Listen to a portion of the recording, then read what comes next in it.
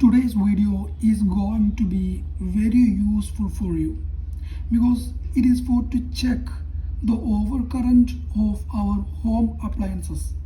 Okay, it is going to save your money by saving your electricity bill.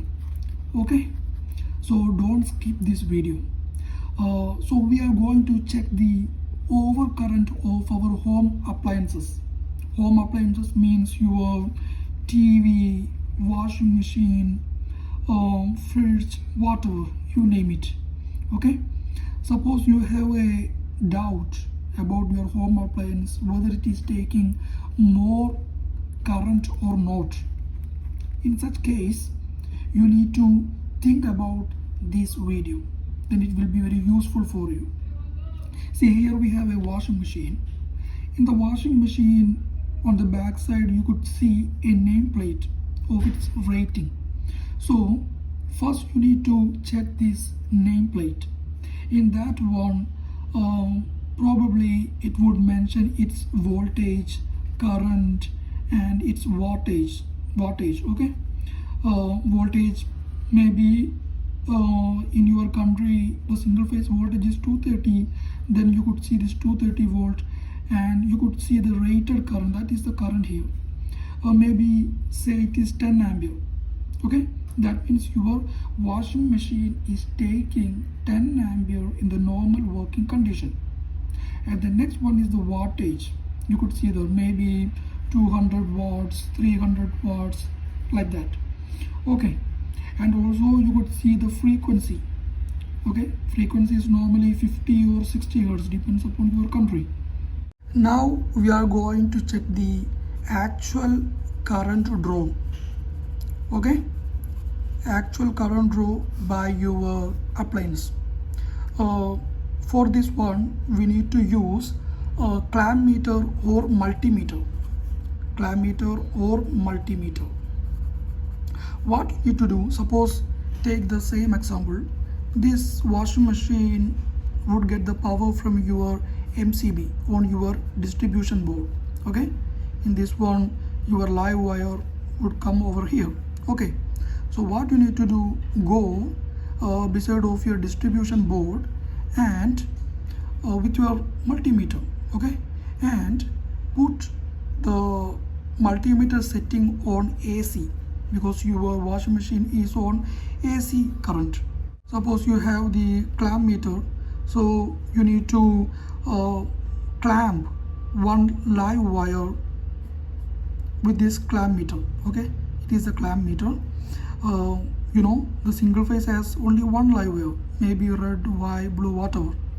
So when you do this and after that switch on your washing machine, at that time it would read the actual current.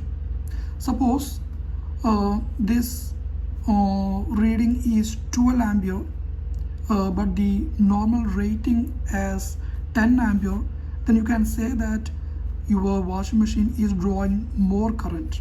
Suppose if your washing machine drawing the 10 ampere, then you could say that both are same. So in this condition your washing machine is faulty. So you need to check with a electrician, or you need to service this one. Suppose you don't have this multimeter or clamp meter, and you are going to find out your appliance is taking more current or not, then you need to check some signs that is coming from your appliance. So what are the signs? The first one is the repeated tripping of your MCB, the repeated tripping of your MCB in your distribution board. Okay, you know the MCB normally would trip due to the overcurrent. So when the MCB trips continuously, you could say that your appliance is taking overcurrent. And the next sign is overheating of your device. Suppose during the normal condition of your washing machine, when you touch the body of your a washing machine. I mean, don't touch any metal parts. Even if you touch the non-conductive portion of your washing machine, at that time you could sense this overheating. At that time also you could say that this overheating due to the overcurrent. When the current increases, the heating effect would be increased. And the next one is the burning smell or some noise you could hear from the appliance. And the next one is the flickering lights when the appliance starts. Flickering lights, the faulty appliance, I already told you, would draw overcurrent. Okay, so the overcurrent means there would be some voltage drop happening on your system, on your home. At that time, the lights on your home would not get the correct voltage due to this high overcurrent of this appliance. At this time, the lights would flickering. What would be the causes of this overheating? There would be some causes. Okay, the first one is internal short circuit. Internal short circuit means inside your appliance there might be some short circuit. It means your live wire touches the body part or neutral, like that. And the next one is the overload. Okay, overload.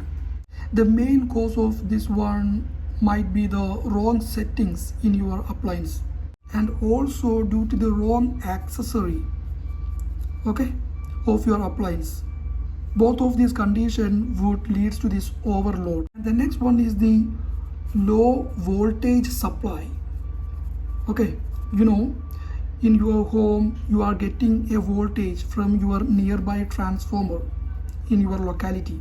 Okay, and sometimes due to the problems in the transformer you are getting low voltage to your home.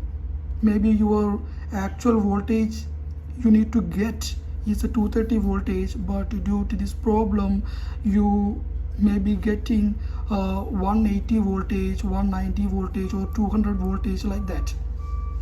At this time here the voltage is less. When the voltage is less, then your appliance would take more current. So you need to check your voltage with the better electricians. Okay, and the next one is the aging parts. Aging parts means the components inside your appliance have deteriorated over time. Okay, because of its oldness.